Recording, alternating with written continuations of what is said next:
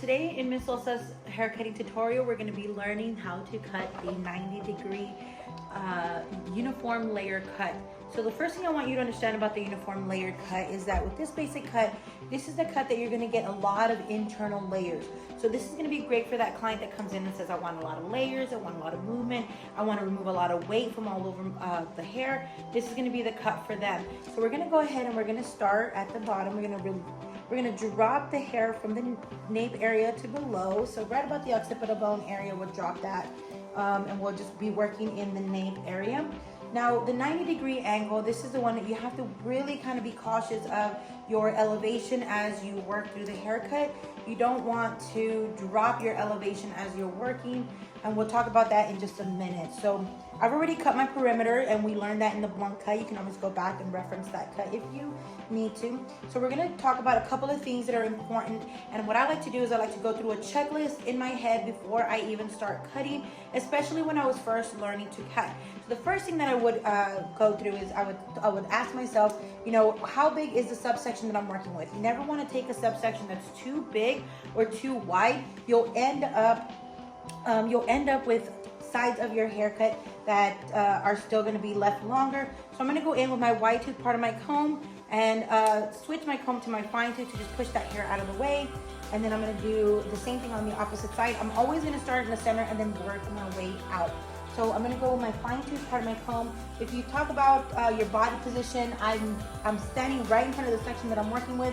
I have one leg placed in front of the other. The reason that I like to do that is if I need to open up or take a step out or take a step to the side, I'm ready to take that step. If I need to bend, I can do that as well. So I'm going to go in, my fine tooth side of my comb is going to go in first. My comb always goes first, and then my comb, my comb always goes first, and then my fingers follow right behind. So if you see that I'm almost touching, and you can see my hand is actually holding my comb, and that's just to set me up. What I like to do is I comb 1 or 2 times on one side, and then I go in and I comb from the other side. Oops, I just realized I have hair coming through. So just to show you about how thick my subsection is, it's about the width of my comb. It's about an inch in subsection. You want to make sure that you don't go too wide on that. So I'm going to go in, comb from one side, my comb flips to the other side, and that way I get nice even tension on both sides. Comb goes first, fingers follow. As my bottom starts to drop, that's about where I know that I'm ready to go. I'm going to do a palm to palm cutting, meaning both my palms are facing each other. So the checklist going in my head is that section coming out at a 90-degree angle? Am I directly in front of the section that I'm working with? Do I have nice tension? And then where is my elevation? Okay, so those are the kind of things that you're going to want to be checking off before you actually go to start cutting. I'm going to hand my comb over with my shears. I'm going to go straight in. You can see my palm to palm. Are my palms facing each other? Sometimes your shears have like a little diamond or the little knob. And what I used to tell myself is, can I see that before I start cutting? If I can, then I will go ahead and take my cut. If you wanted to soften up the line on the ends, you always have the option of going in with a point cut. Again, remember that the size of your triangles is what determine how soft that line goes, okay? So I'm going to create a traveling guide, so I'm gonna subdivide this section in half. I always like to start in the center because that'll give me the best even layering on both sides, and then I take my next section. So I subdivide that, and so I have a little bit of my old guide and I have a little bit of my new guide, so I'm gonna combine those two. So I always have 2 guides walking with me. So here's what I mean. When I pull that out, I've got my guide that's my perimeter, that's letting me know how much I'm going to be cutting off. And then I also have the guide that is walking with me. So you can see that kind of starting to pull out there. So that lets me know that I always have 2 guides walking with me. I'm going to go in and take that 90-degree angle. So again, where is my angle coming out from? Am I dropping it too much? Am I lifting it too much? That gives you the option. So if you start lifting too much, you'll end up, with shorter layers on top. If you start dragging too low, you'll end up with longer layers. So we're looking for very uniform layers, meaning the layers are going to be the same all the way around. I'll also show you how to cross-check your work. So again, I'm taking a little bit of my new, taking a little bit of my old, and bringing those 2 together. There's my 2 guides. I got my perimeter that's falling out, and then I have the guide that's walking with me. You never want to cut over your guide. If you do that, you'll start to get longer as you go out into your corners. Okay, so again, subdivide that in half. I'm taking a little bit of my old, a little bit of my new, and then I'm gonna bring that straight out to me. Okay, and you can see my guide starting to fall there. You can see my guide coming along with me, and I'll go ahead and take that off. Now for my little corner, another thing that I want you to know or understand about hair cutting is that we work in shapes. So you can create rounded shapes, you can create triangular shapes, and you can create squared shapes. So if you wanted this haircut to begin to kind of round around, you would take that final step and you would bring that out from that corner. If you wanted that to maybe have a little bit more squared in the back to where it's not so round, then I'm gonna over direct that corner right back to me, just to give me a little bit of length in that corner there. Okay, again, so there goes my guide on the bottom. Here's my guide walking with me, and I'm gonna go ahead and take that off. Okay, and so one thing that you can do to cross-check your work is, since I was working in vertical subsections, I can always take a horizontal subsection, pull it out at a 90-degree angle, and it should be a nice even cut. Okay, I saw that it wasn't very even, so I'm going to go back into the section so you can, when you pull that out. Now I should be gradually getting a little bit longer as I get to my corners, but you can see that that's pretty long. That's pretty, that's not even connected at that point, so I'm going to go back in. And you never want to just cut it across, because now remember, when you cut it across, I am holding it at a horizontal subsection, so that's going to give me a hard, solid line. So I always want to go back in at a vertical subsection just to even that out. And I can find that guide in there. I can see where my guide and where I lost it. So that's why it's always important to go in and cross-check your work, just to make sure that you're not losing your guide along the way. Okay? And that should give you much more uniform layering.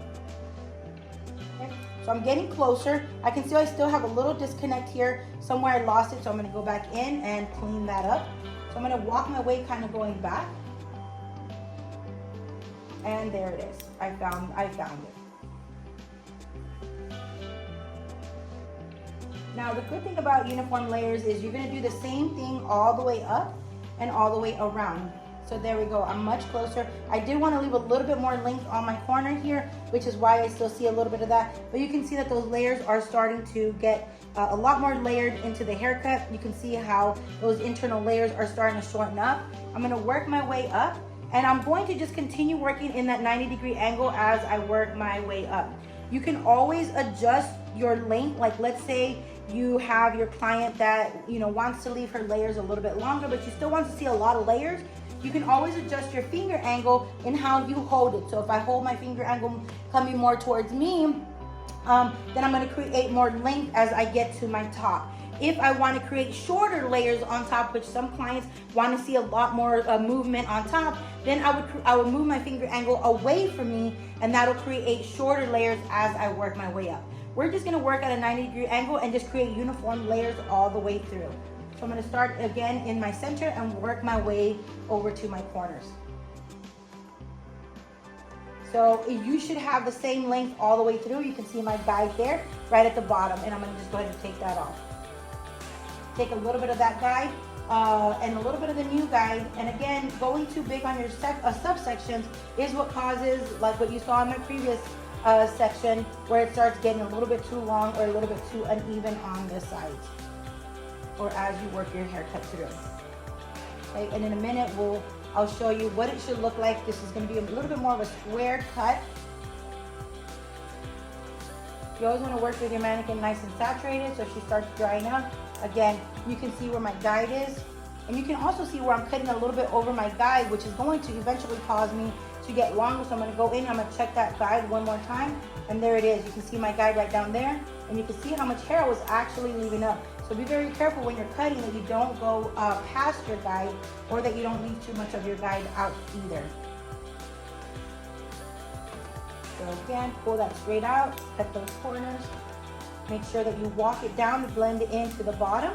Okay, so sometimes you're gonna walk up and down your vertical subsection to make sure that you get the most even cut all the way through. Okay, and here we go, we're getting close to our last little section here. What I'm gonna do here on my last section, I'm gonna just bring it back and over direct it back to my previous section here. You can see my finger angle is pointing straight up. My body position is right in front of me. If you start realizing that you're a little too cramped here, take a step back and open up so that you can feel comfortable as you're cutting, okay? Sometimes we end up cutting, here, and we end up being uncomfortable when we're in that palm to palm. Okay, so I'm gonna go and subdivide and cross-check my work just to make sure that it's nice and even. And you can see that I've got much more even sectioning here as I work, and I even have that nice gradual length building in my little corners there. Okay, I'm gonna drop my last subsection. If you need to subdivide this out, you're more than welcome to kind of work your way out and subdivide it. If you feel comfortable working your way up, you can do that as well. And so here's what I mean. You're gonna start on the bottom, or where you just left off. You could cut this off and then pick it up in a minute. I'm gonna pull that straight out. You can see my guide right down here. I'm gonna go ahead and cut to that. And I'm gonna take my next section and bring that out as well. Okay, and you can see the guide right down there. If the hair is falling out, do not worry, just take your next section. If I'm gonna walk all the way to the top and bring it at a straight 90-degree angle, and you can see that coming straight off the head, I will need to change angles, so I can't be in that palm to palm anymore. I'm gonna have my knuckles up and then my shears or my palm down on that angle. So you can see that. Then you should be able to measure, and it should be the same length all the way through the bottom. Okay, so you can see all those layers that are being created internally while still keeping her length. If you wanted longer layers, and then length would need to be longer. So it just determined, especially since you're using your perimeter as your guide, how much you cut off. You could also start at the top and then work your way to the bottom, and then just connect the dots as you're working your way through. But your 90-degree angle is you're gonna work at the same degree, which is a 90, pulling it straight off the head. So think about those right angles that kind of come off. So this is the bottom, and if the head shape is the base and your comb or the hair coming off is that angle, you can see it just be right at that 90-degree angle that is created. Okay, so good luck with this cut. This is the cut that I noticed that a lot of stylists do. This is kind of the go-to cut when it comes to hair cutting, because it gives you the most amount of layers, and it gives you so many layers, a lot of internal layers, and it just gives you a lot of movement, takes a lot of weight off. If you wanted to do this horizontally, you are more than welcome to, but that's going to create a lot more weight as you work your way through.